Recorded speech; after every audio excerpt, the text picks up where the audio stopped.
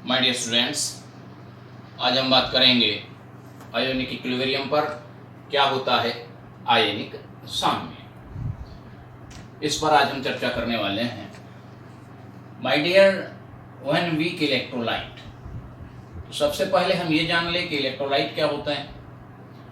देखिए, इलेक्ट्रोलाइट्स वो सब्सटेंस हैं जिन्हें हम वाटर या किसी पोलर सॉल्वेंट में जब डिसोल्यूट करते हैं तो वो अपोजिट चार्ज्ड आयन कैटायन और एनायन में जिनका डिसोसिएशन हो जाता है, उन सब्सटेंस को हम कहते हैं इलेक्ट्रोलाइट। ठीक है, इनको दो कैटेगरी में हम क्लासिफाई करते हैं, एक स्ट्रॉन्ग इलेक्ट्रोलाइट और दूसरा वीक इलेक्ट्रोलाइट। स्ट्रॉन्ग इलेक्ट्रोलाइट क्या है? जो किसी भी कॉन्सेंट्रेशन पर कंप्लीटली डिसोसिएट हो जाते हैं, जैसे NaCl है, जिनका 100% डिसोसिएशन हो जाता है, जिनकी डिग्री ऑफ डिसोसिएशन 1 होती है। दूसरे इलेक्ट्रोलाइट वीक इलेक्ट्रोलाइट हैं, जो पार्शियली आयोनाइज्ड होते हैं, यानी इनका आयोनाइजेशन कंप्लीटली नहीं होता है, कुछ पार्ट इनका आयोनाइज हो जाता है और कुछ अनायोनाइज्ड मॉलिक्यूल के रूप में रहते हैं। तो ये जो इलेक्ट्रोलाइट हैं ये वीक इलेक्ट्रोलाइट कहलाते हैं, जैसे कि CH3 COOH एसिटिक एसिड। ठीक है, तो बात कर रहे हैं वीक इलेक्ट्रोलाइट पे कि जब हम वीक इलेक्ट्रोलाइट को डिसॉल्व करते हैं किस में, वाटर में या किसी अदर पोलर सॉल्वेंट में, इट आयोनाइज, ये आयोनाइज हो जाता है पार्शियली। ठीक है, और गिविंग इक्विलिब्रियम स्टेट क्या देता है? साम्य की अवस्था विद इट्स ऑन आयन, अपने आयनों और अनआयोनाइज्ड मॉलिक्यूल के बीच में इक्विलिब्रियम स्टेटस में एस्टेब्लिश्ड हो जाती है इन ए रिवर्सिबल मैनर। ठीक है, इस फिनोमेना को हम कहते हैं डिसोसिएशन। इसे हम कहते हैं इलेक्ट्रोलाइटिक डिसोसिएशन, वैद्युत अपघटनी वियोजन।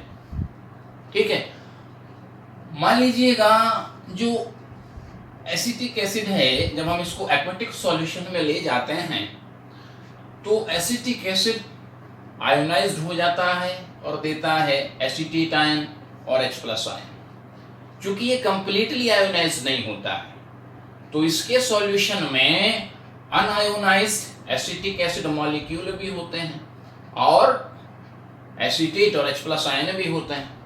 ठीक है, ये जो रिएक्शन है दोनों डायरेक्शन, फॉरवर्ड डायरेक्शन और बैकवर्ड डायरेक्शन, दोनों डायरेक्शन में होता रहता है। और एक स्थिति क्या आती है, फॉरवर्ड डायरेक्शन और बैकवर्ड डायरेक्शन, दोनों रिएक्शन का क्या हो जाता है, रेट इक्वल हो जाता है, और वह स्टेट क्या कहलाती है, इक्विलिब्रियम स्टेट, साम्य की अवस्था।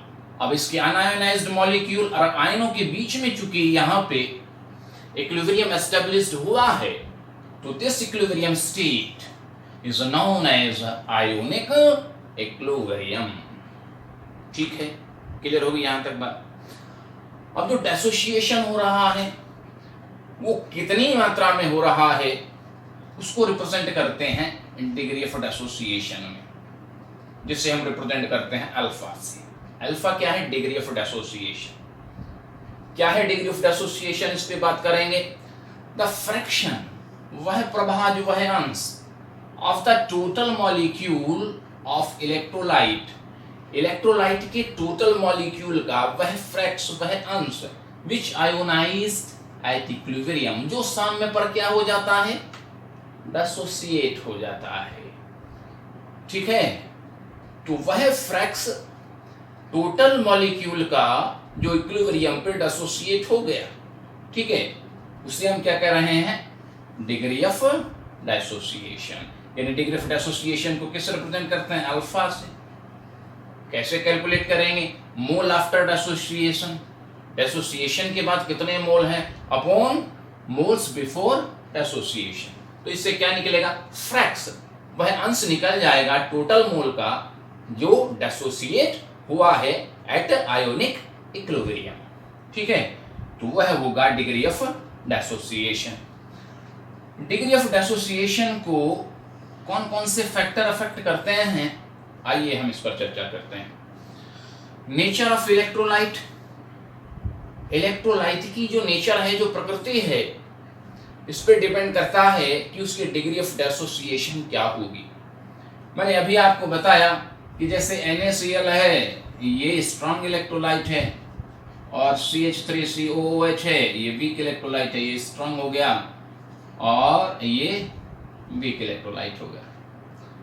तो जो स्ट्रॉन्ग इलेक्ट्रोलाइट्स होते हैं ये एनी कॉन्सेंट्रेशन किसी भी सांद्रता पर कंप्लीटली एसोसिएट हो जाते हैं, यह पूर्ण वियोजित हो जाते हैं, ठीक है। और जो वीक इलेक्ट्रोलाइट्स होते हैं वह पार्शियली डिसोसिएट होते हैं। तो ये डिपेंड करेगा कि इलेक्ट्रोलाइट की नेचर कैसी है, स्ट्रॉन्ग है या फिर वह वीक है, ठीक है। दूसरी बात करते हैं नेचर ऑफ सॉल्वेंट। देखिए किसी भी इलेक्ट्रोलाइट को आप अलग अलग सॉल्वेंट में जब आप डिसोल्यूट करते हैं तो उसकी डिग्री ऑफ डिसोसिएशन भी अलग अलग होगी। क्यों? क्योंकि जो सॉल्वेंट है उस सॉल्वेंट में आयनों के बीच में जो अट्रैक्शन फोर्स हैं, आयोनिक अट्रैक्शन फोर्स हैं, उसको डिक्रीज करने की नेचर अलग अलग होती है, ठीक है। Water is a good ionic solvent. वो जल एक अच्छा आयनीकारक विलायक है। क्यों?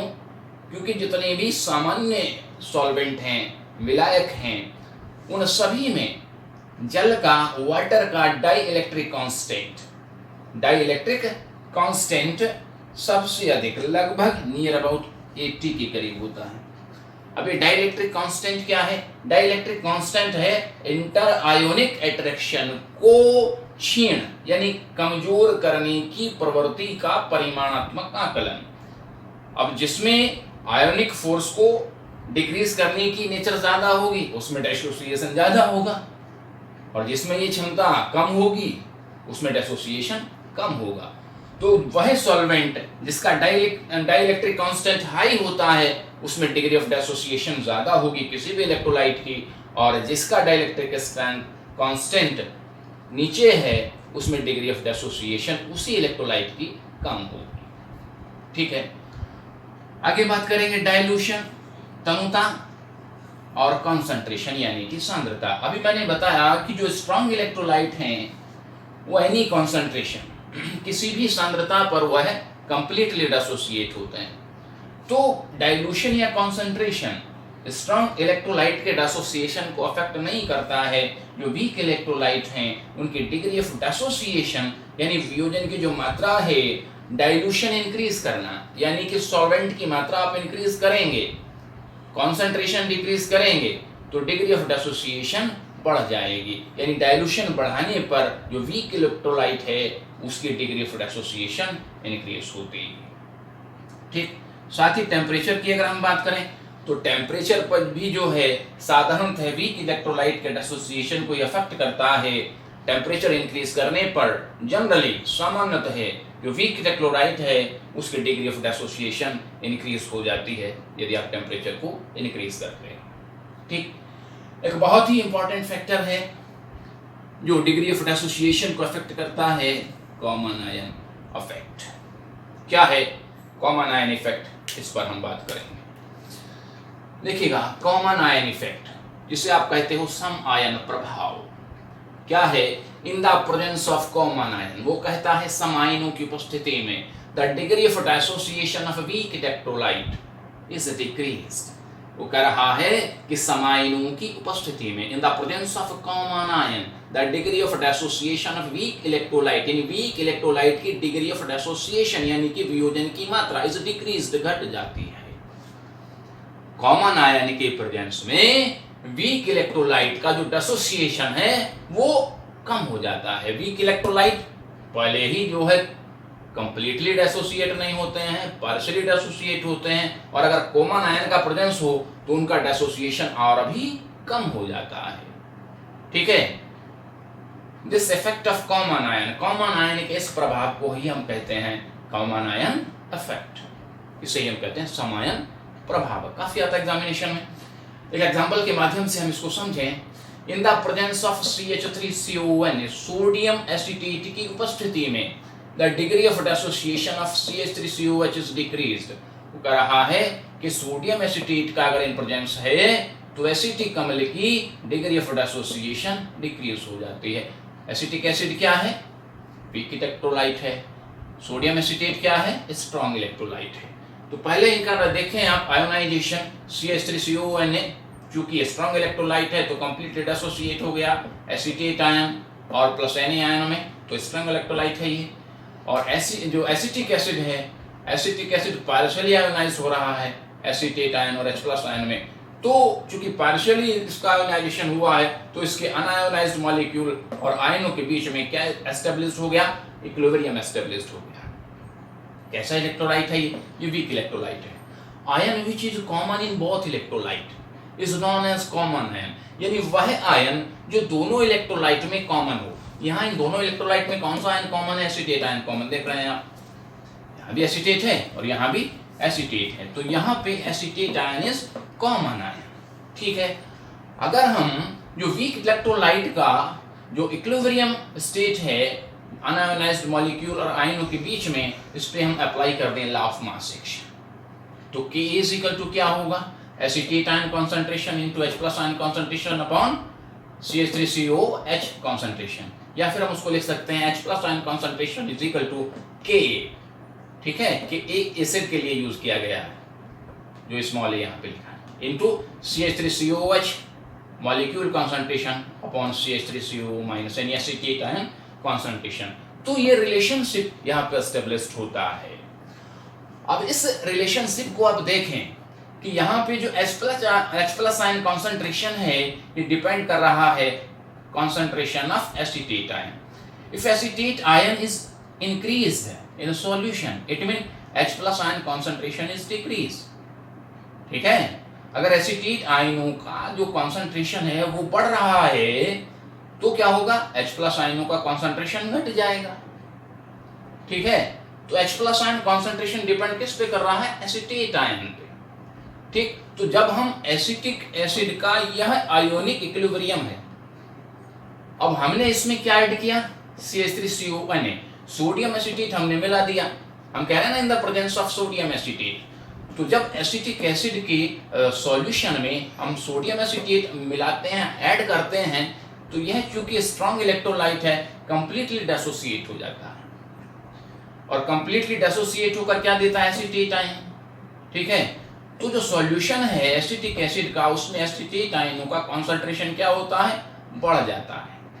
अब देखिए, वैसे भी आप लासाटेली प्रिंसिपल के अकॉर्डिंग भी देखेंगे, अगर प्रोडक्ट के किसी भी आयन का कॉन्सेंट्रेशन इंक्रीज होगा तो जो इक्विलिब्रियम है वो बैकवर्ड डायरेक्शन में शिफ्ट हो जाएगा।